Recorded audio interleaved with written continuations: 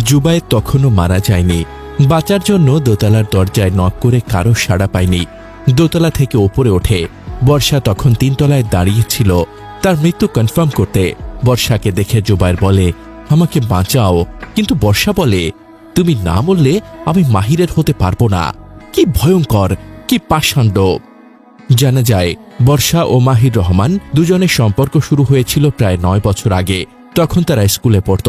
প্রতিবেশী হওয়ার কারণে তাদের মধ্যে ঘনিষ্ঠতা জন্মায়, যা সময়ের সঙ্গে প্রেমে রূপ নেয়।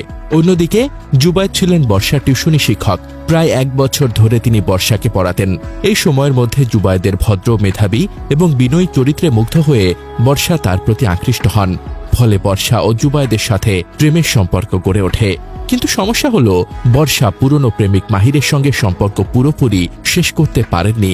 ফলে তিনি একই সঙ্গে দুইজনের সঙ্গে সম্পর্ক বজায় রাখতে থাকেন।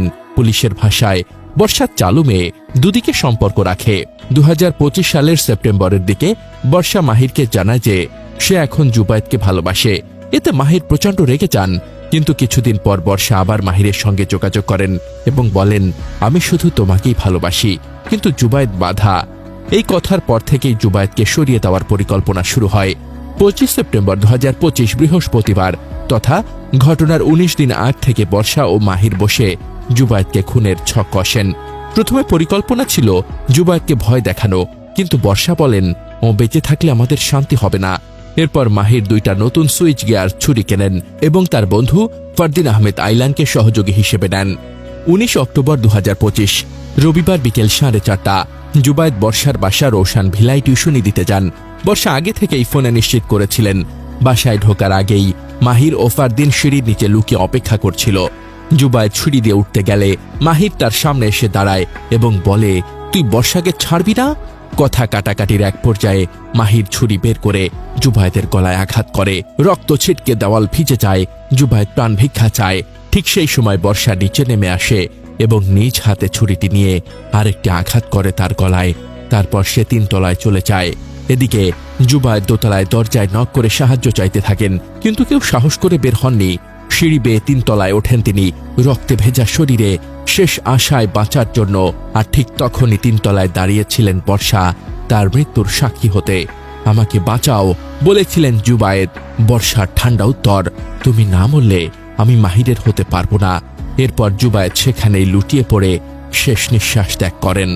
ঘটনার পর মাহির ও ফারদিন রক্তাক্ত অবস্থায় সেখান থেকে পালিয়ে যায়। সিসিটিভি ফুটেজে তাদের গতিবিধি স্পষ্ট ধরা পড়ে। রাতে পুলিশ বর্ষাকে তার বাসা থেকে আটক করে। বর্ষা প্রথমে হত্যার কথা অস্বীকার করলেও পরে মাহিরের মুখোমুখি হলে সব স্বীকার করে নেয়। পরদিন ভোরে মাহিরের মা তাকে বংশাল থানায় সোপর্দ করেন।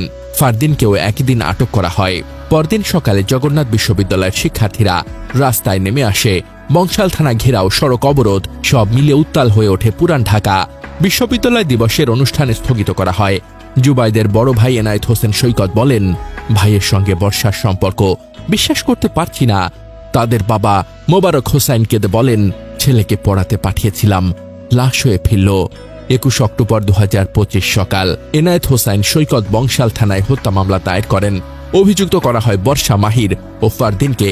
দুপুরে ডিএমপি মিডিয়া সেন্টারে সংবাদ সম্মেলনে অতিরিক্ত police commissioner SN Mohammad Nazrul Islam জানান, এটি সম্পূর্ণ প্রেম ঘটিত ঘটনা, রাজনৈতিক নয়। তদন্তে বর্ষার পরিকল্পনার প্রমাণ মিলেছে। পুলিশ বলছে এই হত্যাকাণ্ড মিন্নি হত্যাকাণ্ডের মতোই জটিল ও নির্মম। এক তরুণের জীবন শেষ হলো ভালোবাসার নামে, বিশ্বাসঘাতকতায়। টিউশনির সূত্রে জন্ম নেওয়া সম্পর্ক রূপ নিল মৃত্যুতে। বর্ষা, মাহির, ফারদিন 3টি নাম এখন বাংলাদেশের তরুণ সমাজের জন্য এক ভয়াবহ শিক্ষা। প্রেম যখন নিয়ন্ত্রণ হারায়, তখন তা শুধু হৃদয় নয়, প্রাণও কেড়ে নেয়।